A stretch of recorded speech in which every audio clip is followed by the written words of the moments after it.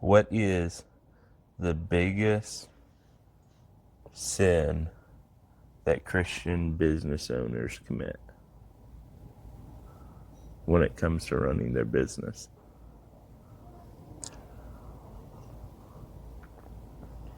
We'll see. I feel like I'm one of the very minor people that you can ask that.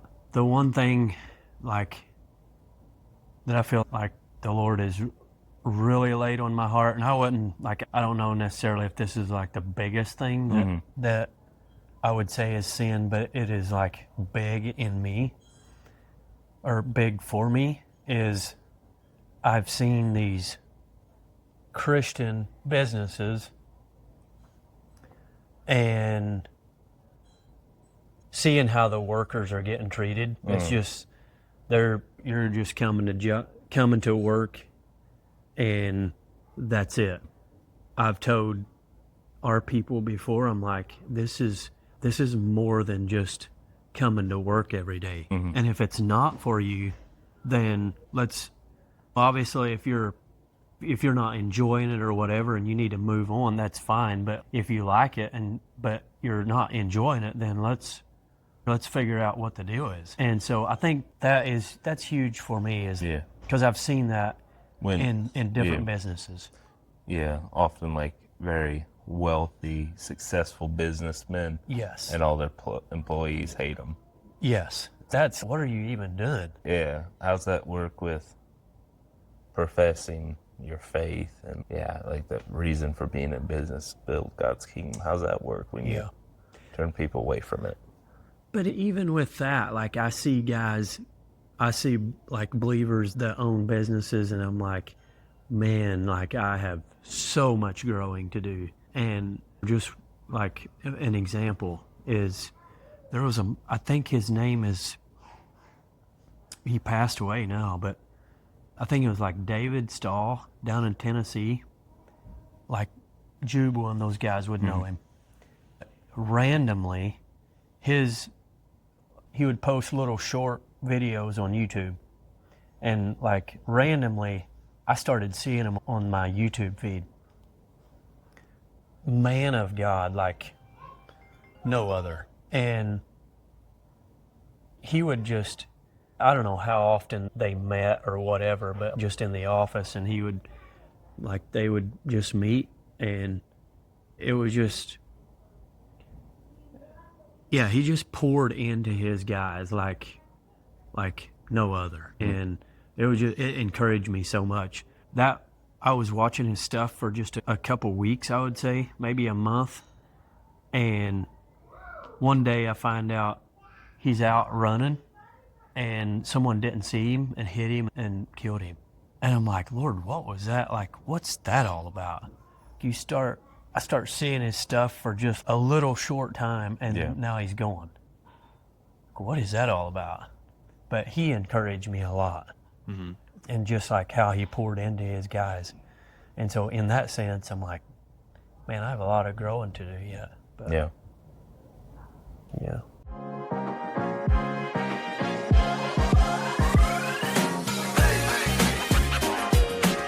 Hey guys, welcome back to this episode of Fierce Christianity. I'm here with my friend Myron. We're gonna probably talk about stuff we're unqualified to talk about. But what's new? What's new?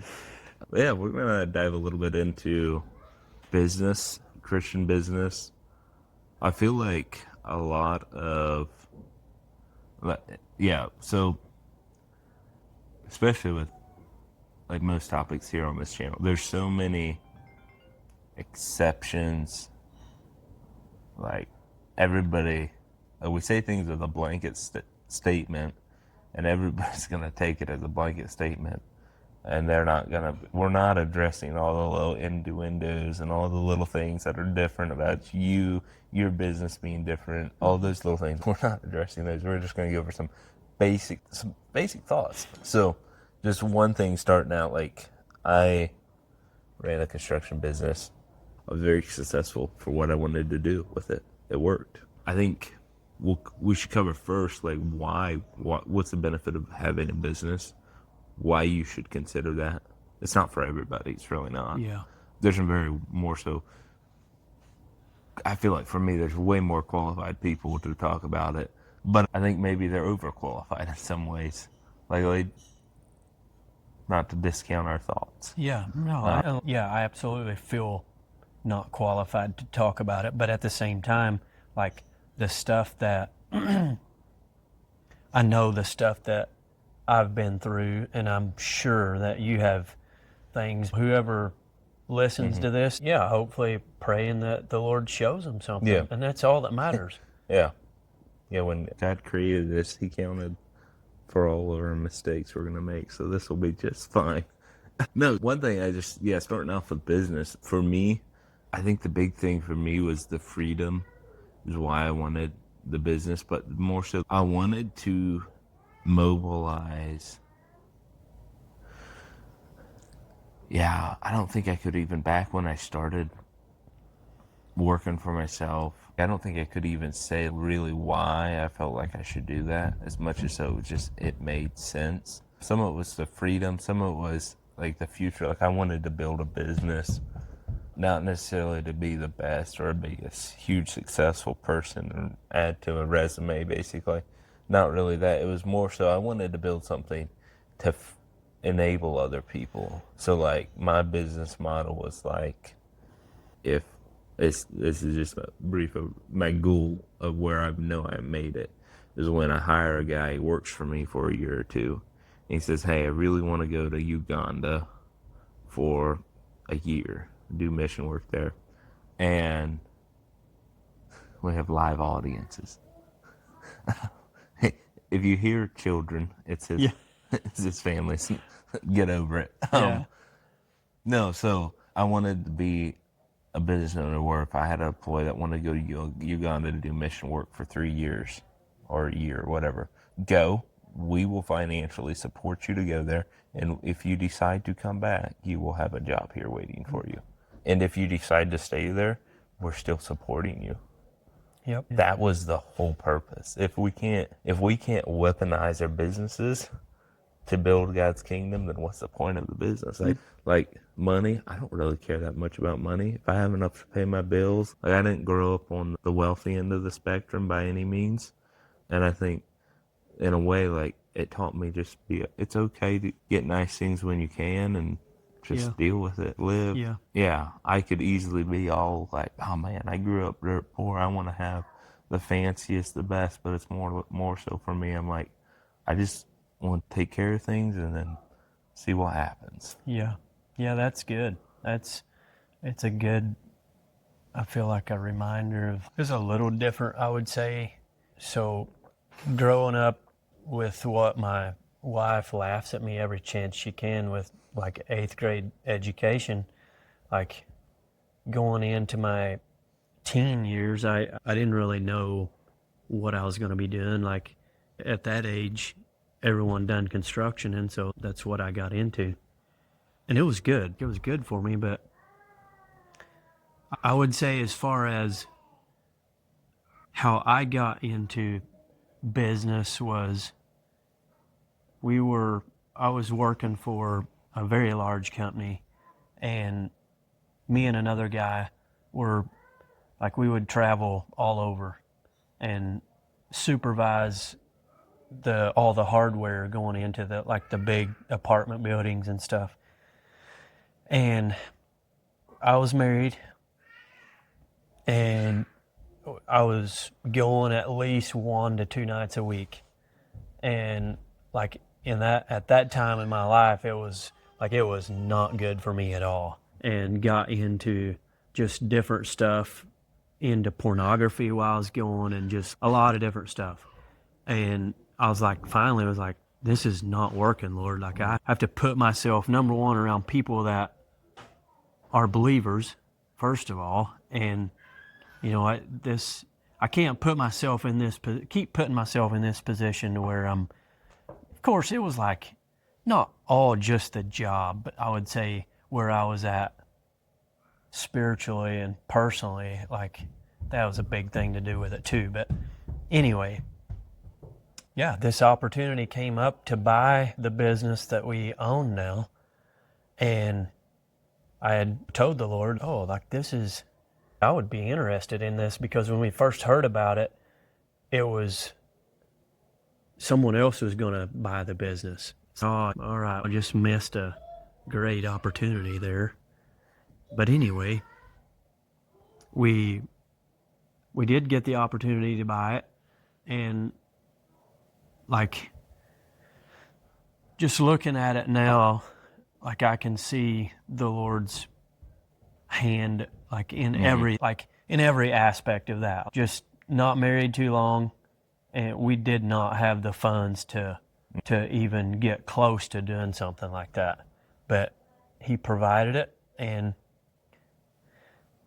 I don't know. Yeah.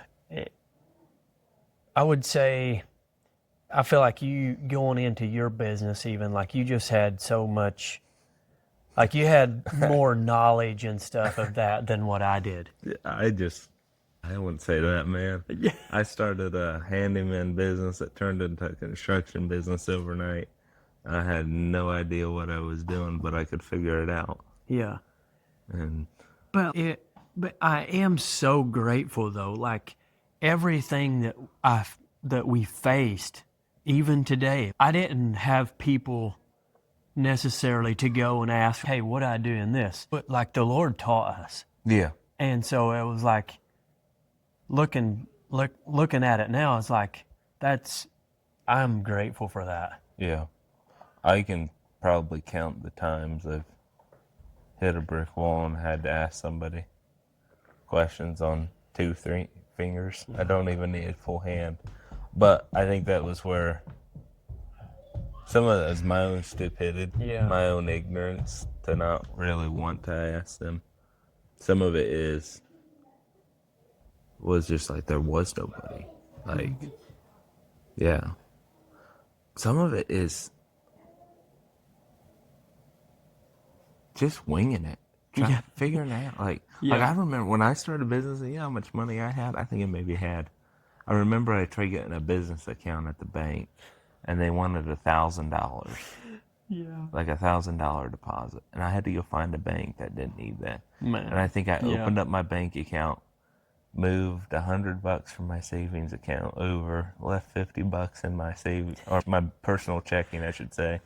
Yeah. Moved $100 over, went and got went, did a couple jobs, earned a couple bucks to, I didn't, again, that's where like my goal was never to build $1 million business. And maybe it should have been. Maybe I should have been more focused on working hard, grinding it out, making the many dollars. But that was never my agenda. Never really was build $1 billion business. My agenda was like help people where I can. Yeah. And mostly just like free myself of the bondage to like, I don't know. It almost felt for me like slavery going to a job. But I was a mechanic. Yeah. I enjoyed doing mechanic work. I got paid $10 an hour. Yeah, but even that though, like we have people working for us, and that's what I was saying, is like I don't want them to feel like, hey, I want them to enjoy it. Yeah. Yeah. I think some of the jobs I like really enjoyed, I just couldn't make a living doing. Yeah. And that was like, yeah. Yeah, they say that, I just saw earlier, they say that the average income in the United States is like going up. Household income, 70,000 or something like that. And it used to be 40,000. Yeah. And yeah, I know, I'm like, is that the average income? Because I know a lot of people trying to live off of 40,000 and everything. Yeah. Yeah. I don't know, and like I would say, yeah, like the one thing that like the Lord has really put on me too is, and I feel like this is pretty small, but like you were saying about your goal is to support somebody if they were working for you, if they wanted to go for a year or whatever, support them. And yeah, that's same here.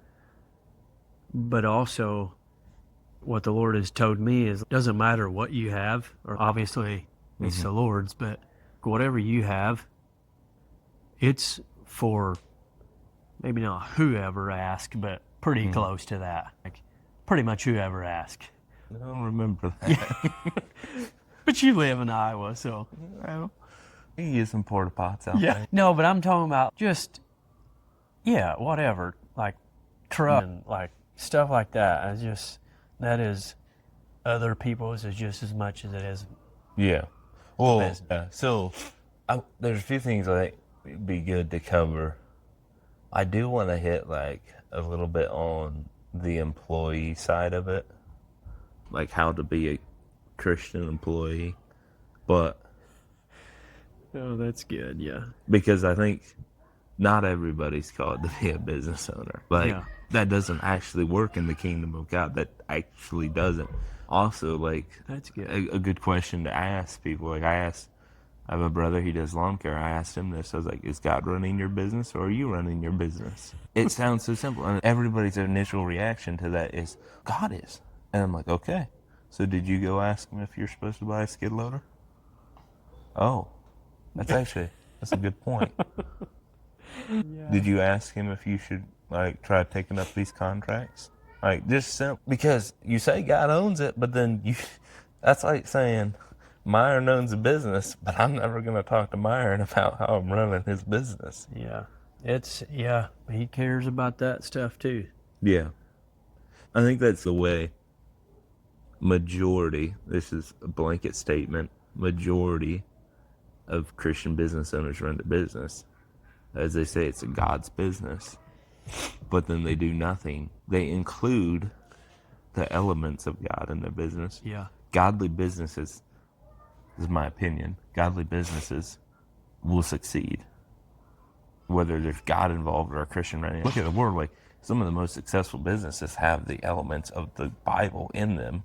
Their structure around it. I remember way back in the day, I was going to a Bible study, and there was a guy there. He's extremely successful. He has a pole barn company, extremely successful, builds houses and everything now. Yeah, extremely successful would be an understatement.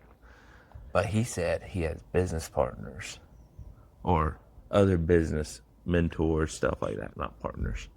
Other where they get together and they brainstorm things in business and try to help each other out. And he says those guys are not Christian guys. And they go through the book of Proverbs and implement those values into their business because they know it will help them succeed. Wow. And so we know it works, but what's the difference between that and like actually letting God run your business? Yeah. Yeah. Yeah, I'm guilty of that, probably just as anyone else. Yeah, there's definitely things that, hey, Lord, am I supposed to be doing this? But yeah, I don't know, like back like when I worked for different companies, I know at least one or two of them that I was not a believer yet, and so it's been interesting and it's been good for myself to now have guys on board that are not necessarily believers, but the Lord I'm learning so much stuff, and hopefully they're seeing God through me. Yeah. But it's just been good. It's been good and interesting to just walk down that, like, just be in that journey of like just different stuff happening. I'm like, oh, that's exactly how it was like. And so I feel like now I get to approach it in a whole new way, because like in a whole new way of like patience and compassion for that person, and where I feel like without God in that, like I would just be completely writing them off or something. Yeah. Yeah. I think one thing I thought of is in the same regard as like involving, I feel like, in general, people don't involve God enough in their business decisions. But there's also people out there that might hear this and be like, is that me? And God's God will say to them, like, no, I've given you wisdom and knowledge. You go act on that. Like, the same way as, like, your youngest daughter, you might be like, let me help you with that. Let me help you make a coffee. Versus your oldest daughter, you're like, no, I've taught you. You've learned. Do what's wise. You know how to operate this. Yep. And I think there's that development and relationship with God. Yeah, absolutely. What are some of the ways of involving, how would you say, ways of involving God's kingdom into your business that maybe is unconventional and out of the way, for like maybe isn't helping your business out a ton, but it's doing something for his kingdom? Does that make sense? Kinda. Like this past Christmas, I just shared with, and if this doesn't answer your question, we can keep going, but this past Christmas, I just shared with our people is, I'm like this, yeah, sure, this business is Raber septic or whatever, but you come every day and you go and do your stuff for the business. But I was like, you're doing way more than that in the kingdom, because just like everywhere that we're able to sow into, you're a part of that. You are a part of that, what's getting sowed into the kingdom. And I'm like, that's so big. Like that's endless. And so I think, I don't know, I forget what your question was, but that's what came to mind when you were asking that. That's been huge for us, is just, I want them to know that it's more than just about coming to work for us every day. You're actually working. You're not just building up my wallet. Yeah. I never really thought about that element of it. Okay, you're working for me, you're building a business God has given me, and so you're actually building God's kingdom as an employee. Like, I don't think people really think about that. And that's what, and this made me think about something else. So we have one of our guys, an awesome guy, not a believer, but he's been with us for almost 5 years, and he has his days and whatever, but a brother was visiting here one time, and I forget what the conversation all was, but this brother looked at the guy that works for us, and he's just like, when was the last time you prayed for the business that you're working for? And it just put him, it was like, he just chopped it off right there. It was like, oh, probably never. Yeah. And I'm guilty of that as well. Yeah. And even, for you employees out there, when's the last time you prayed for your boss that you hate? Yeah. I've been there. Everybody wants to complain about, oh, my employer's trash. I'm guilty as anybody. Like, I've been known to complain about my bosses and whatnot all, but when's the last time I prayed for him? Yeah. And it makes a difference. Yeah. So the Bible doesn't really, it has some terminology for employees, what we would call an employee now, but I think it's fair to compare them to a slave. Yeah. In my mind. Yeah, that's probably going to hurt some people. Yeah, probably. It's okay. But if you are a non-believing employee and you work for a Christian owner, in layman's term, you are a slave to your employee. But don't feel bad, because his master is way bigger than your master as an employee. But the reason I say that is because how we should treat our employers as Christians working for other people or other people's businesses and stuff is the same way Jesus taught the slaves to treat their masters. Like, you should be doing great all the time. Yep. And not for any gain, but just do great work all the time. Like it, the meme of, oh, the boss is coming, look busy, look busy. Yeah. That shouldn't be a, that's not a kingdom principle. Yeah. I think as an employer, you shouldn't make your employees do anything that you wouldn't do. There's things that you're like, okay, I'd be okay with doing that, but I'm too busy, I can't go do that. That's understandable. But you shouldn't be like, hey, dude, go across that 20-foot plank that's got a 2-inch bow in it.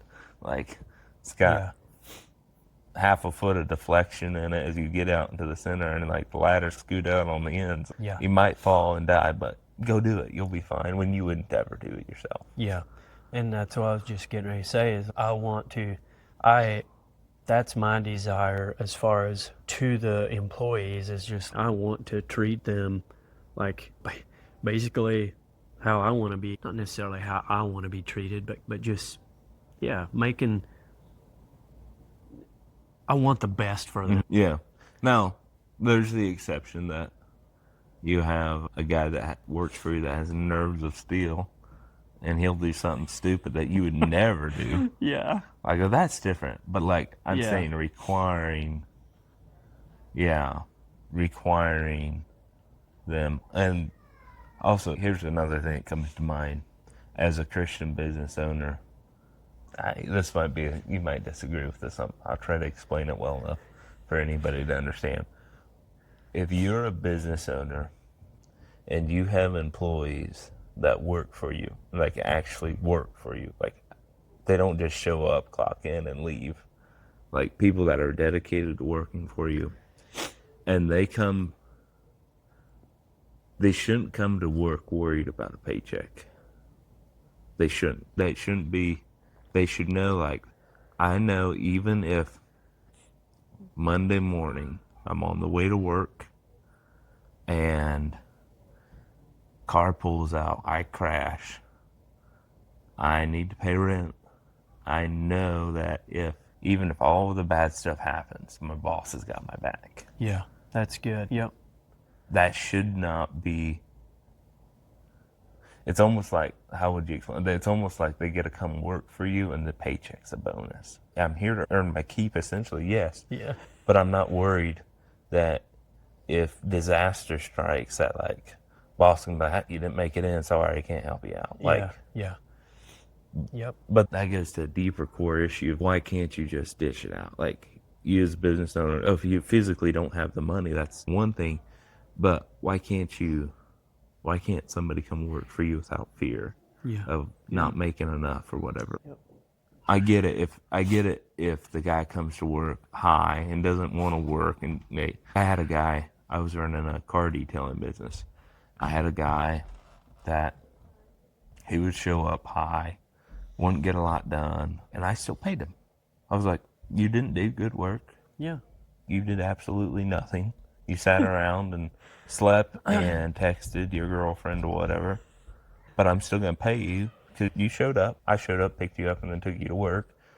But, like, you do realize that I'm not going to pay you full price because I can't. Yeah. I had to spend 6 hours after you left doing this to get it done for the customer. The customer wasn't happy. Yeah. What am I supposed to, like? And you can't babysit everybody, and you can't. Yeah, there's exceptions to that rule. Yeah, absolutely. But I'm saying, like, somebody that's dedicated, they're trying to make something. Even if, like, I've heard they're not a Christian, so I don't want them to spend their money on alcohol. That's fine.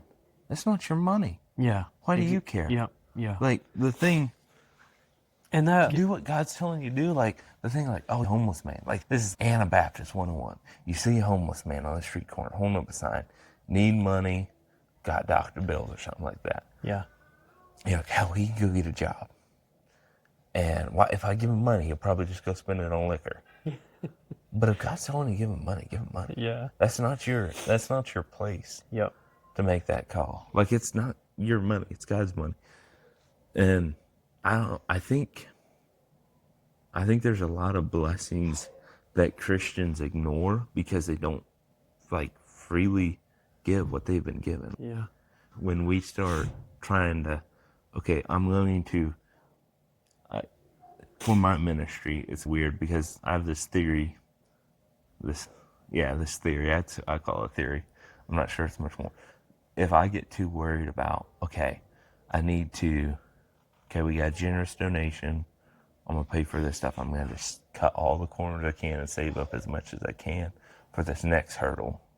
Versus just being like, hey, man, he gave me $25,000. I'm sure he can provide another 25. Yeah. I was talking to Eric. I'm like, if God gave us the money, I'm sure he'll give us the money for the taxes too. Yeah. I'm not worried about the taxes. Yeah.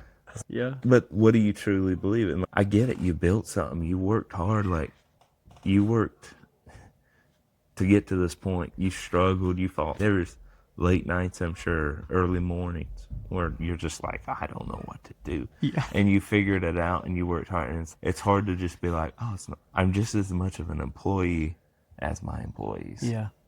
And there's probably going to be people that are listening to this and are like, my faith in the Lord is not what barracks is, but it's fine. Just ask the Lord. Just ask the Lord to simply ask him to a smaller question, if you want to say that, like what you were saying, to provide for taxes, $25,000 or whatever. Just ask the Lord for something smaller that he can show you that.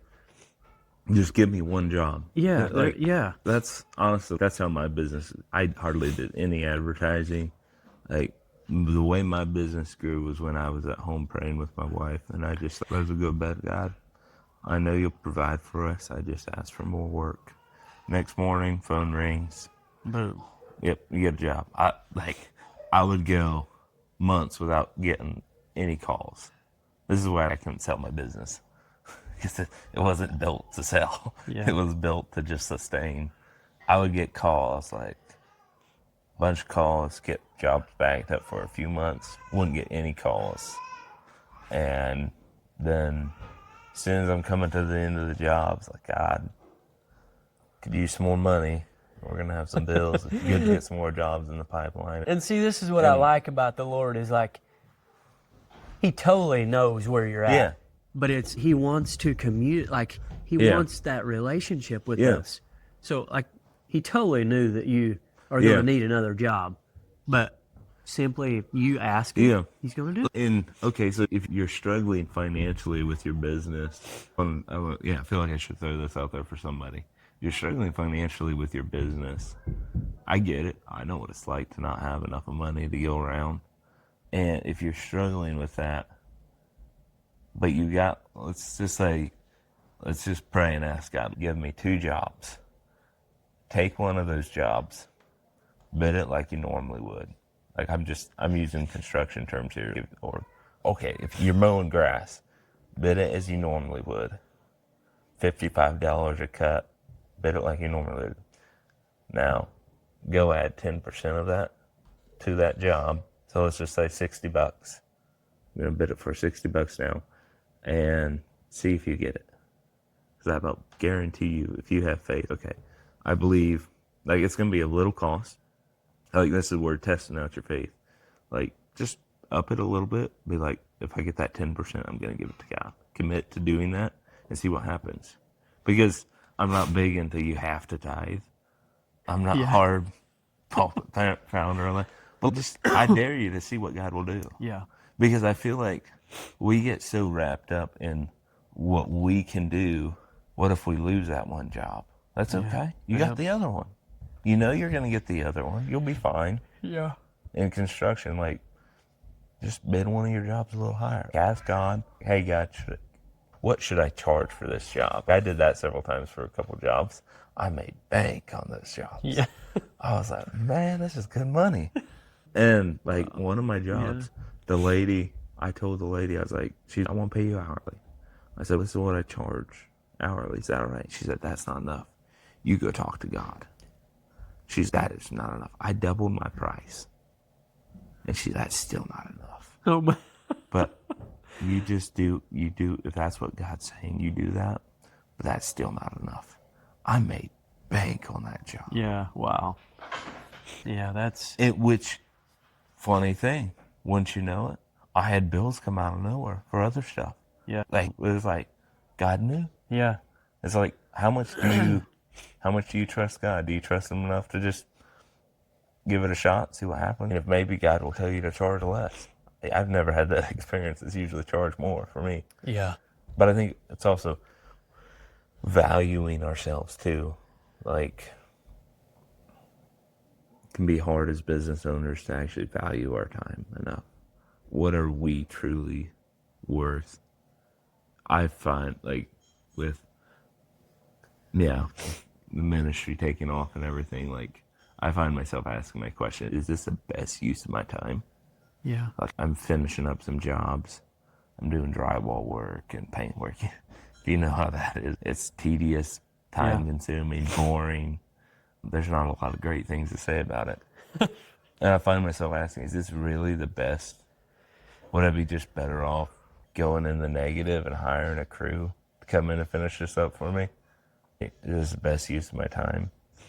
Yeah. I think there's a lot of meat on the bone when it comes to Christian business owners, like, bringing God into their business. Like, they leave a lot of meat on the bone, per se. For sure. Yeah. Yep. Yeah, just get ready to, when you start asking the Lord for something, you better get ready. It's belief Yeah. system. Do you believe that God's good? Yeah, everybody believes God's good. Most Christians believe God's good. But as soon as you're like, okay, you need a new vehicle, why don't you go ask God for one? Oh, he wouldn't. Nah. He don't care about that. Yeah, he don't care about that. Yeah. Wait, hold on. I'm pretty sure in the Bible it says he does care about that. Remember the whole fish and the serpent and the bread and the stone? Yep. Yeah. Yeah. That's one thing that the Lord, that was one thing that early on in my walk with the Lord, he showed me clearly. It just boosted my faith so much, is the little things in our everyday life that he does care about. He does care about you. And so, yeah, that's good. Yeah, it's a trust thing. It all goes, we can talk about this in how many of our ways we want to, but it's all going to end up at the same thing where we're going to be like, yeah, it's about trusting God, and how much do we trust him with what we have? Yeah. Like our business, how much do you trust him with your business? Do you trust him to run it? Because I think there's as many people that need to trust him to run it as people that need to trust him for it to succeed. I got big into like business consulting stuff, and there's like a number of things you can do to. I feel with good systems, any business can succeed unless there's just not a market for their business. Yeah. Especially in America. Yeah. Yeah, like you want to start a lawn care company, I can point you to a guy that will give you all the systems that I think within 3 years you could hand the business off and walk away from it. Yeah. And it would just run on its own. Yeah. Like, it's possible. Yep. Like, I know a guy that did it. He did it, and I think he did it in a month. 30 days. He gave himself 30 days, started a business. In the 30 days, he handed it off. Well, it is possible. Yep. And so, a lot of it's market, understanding all that.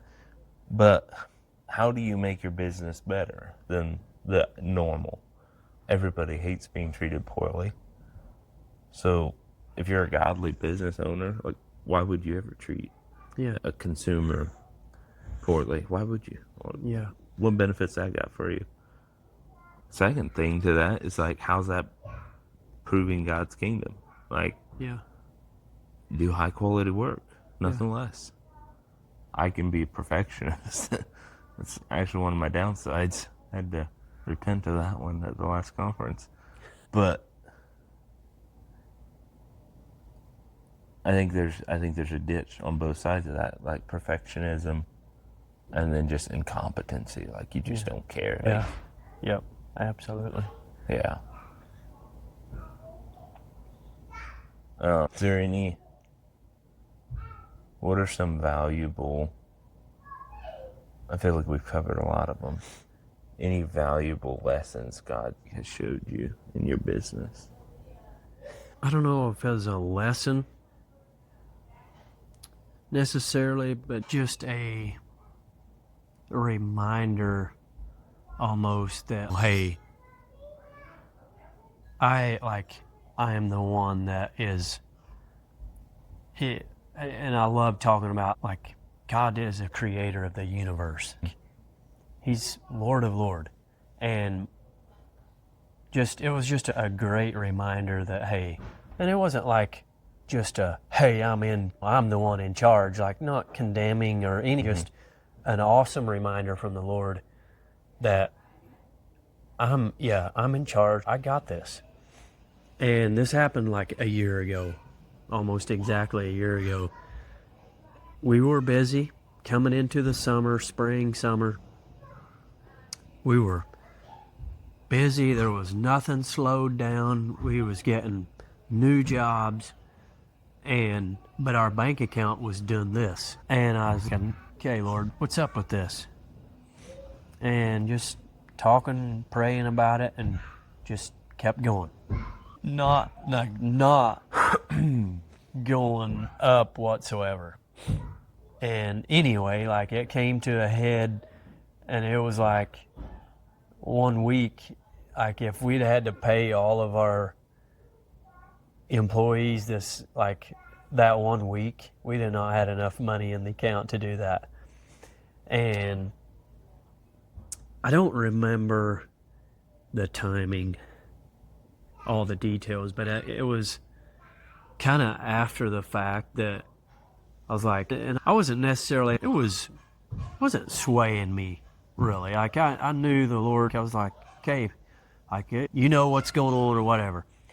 So on the backside of that, I'm telling somebody this one day or night, and Janelle, my wife, hears me talking about this. And she came up and she's like, oh yeah, babe, I forgot to tell you that I've been asking the Lord that we can just trust him more in just providing for stuff. And I'm like, babe, you can't do this without you gotta let me know when you're praying this stuff. And Let literally, me get my savings account up. it happened. And so it was just like, yeah, I, like, through that stuff, is you get closer to the Lord and understand, like, he's with you. He's walking beside you. Going broke, per se, on God's behalf. You figure out real quick. I think it was Donna Winship said in an interview I heard, she was like, we were down to our last 100 something. We were like, let's just go spend it all, because $100 and the amount of money we need, $100 can make no difference. And so, like, I think it is really hard for somebody to just rely on God to provide them every step. But I think it is infinitely harder. I think it's infinitely harder for somebody to have everything and still rely on God for every step. Yeah. Like, it is so much harder. Yeah. When you have money to trust in God for everything. Like, we got this new minivan, super nice van. Dude, I would sell my wife's car. Like, already had it lined up. Sell my wife's car. It's gonna be smooth. Take the money, put it back into the ministry, do whatever, pay bills. Not worried about it. The fact that somebody gave us money for this van is like huge, right? It's an expensive van up there. Yeah. Have it all figured out. We go pick up the van. Her and her sister come up, pick up the van. Her old car needed new tires on it. I was gonna sell it. I'm gonna just have the mechanic go give it a look over, fix whatever he can, and yeah. The person that was buying it was like, yeah, you get new tires put on it. I told him, like, pay this price, or actually here, pay this much less and just put that much into it, and we'll take it to the shop and you put that much into it and we'll figure it out. And that was going to be a super good deal for the person buying it, but I was like, I don't care. It's just money. Yeah. So, wife's driving the minivan home. Her sister's driving the Rogue home. We go to the mechanic shop, drop it off. Sister-in-law left the window open, rained, fried the ECM, fried the transmission, fried the whole car. It's like, a hunk of metal now sitting on wheels. Man. And it's, that's okay. Yeah. If God can give us how many of our grand for this van, I guess I don't need the few hundred or a few thousand I can get from this one. Like, when he can provide the tens of thousands for this van, I don't think I need to worry about the couple thousand for. And it's like, okay. Like, my theory is like, why, if I get into the mindset of trying to store up money, that it's not going to succeed. Yeah. Store up my wealth here. Like, it's just not, that's just not God's, that's not how it's going to work. If I give you 20 grand, go spend it all. Otherwise, I'm going to take it back. That's the way he's talked to me. He's like, don't be stupid with it, but you either use it or lose it. Yep. The one thing when I made that transition from doing construction and doing ministry when I have free time to doing ministry and doing construction when I have free time was, man, I started getting calls. I started getting work. I could be worked. Like, I could have probably a crew running, 2 crews running, like 4 or 5 guy crews full time. Wow. I could easily be doing that, but God don't. Yeah. That's just like the same way as God can bless your business, the enemy can too. It's just a distraction. Yeah. It's just going to distract you from what I want you to do. I think that's another element to bring out is you've got to be talking to God about your business. Yeah. Because not every blessing is going to be from God. Because yeah, you really got to talk to God. Yeah. Otherwise, you're just going to find yourself in a bind. Yeah, that's good. Yeah. Was there anything? I've been at I think over a little over an hour. Is there anything else? I feel like we just bounced around and briefly hit on some things. Yeah, no, it was good. I like it. I think, I don't know, every time I do one of these, I'm like, afterwards, I'm just think about 1,700 things that I could have said. Yeah. But it's good. Okay. Yeah. I think we got what I was thinking of. I don't know. Good deal. Yeah. Thanks for coming on. I want to do one sometime. Just like an in-depth interview. Because I'm curious I would love to get you and your wife on and just hear your guys's. Yeah. Yeah. We have to come out to Iowa to do that, though. Give me a good reason to come out there. Right. Come out. Visit. Yeah. Come see Eric. Yeah. Hopefully by then we'll have a studio set up and I don't know. Right now I'm limited to just 2 mics, and so that makes it a little bit hard.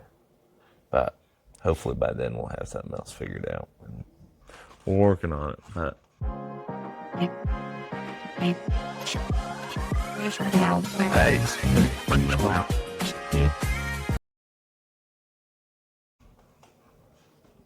can't do everything at once. Yeah. Take care of what our priorities. Yeah. Anyways, alrighty. Thanks for coming on. If you need a toilet, Get with us if you're in Indiana. Yeah. Do you ever go to Illinois? No. You just. Oh, you're not that far from the border, are you? Though.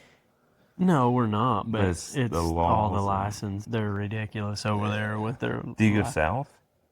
Yeah. Kentucky? No, not in Kentucky. Just Indiana. Just Indiana. Yeah. What's your range? I would say like an hour radius, except west is obviously being Illinois with that. Yeah. Okay, cool. I guess sometime we'll get back together and do another one. What's your best dad joke? Best dad joke? I don't have one. Maybe that's in and of itself. That's you. That's all you. What? I'm sorry. Ruin the recording. Yeah. Dash it, Daisy. Alrighty. Catch you guys next time. Thanks for watching. Hopefully this benefited your life somehow. Yeah. Raber, what is it? Raber Septic. Yep. In Indiana if you need your toilets flushed. Yep. Thanks for having me. Yeah. This is fun. Sometime we get you on to talk about India. or Yep. whatever. I'd love to. Yeah. Cool. See you guys. Catch you on the next one.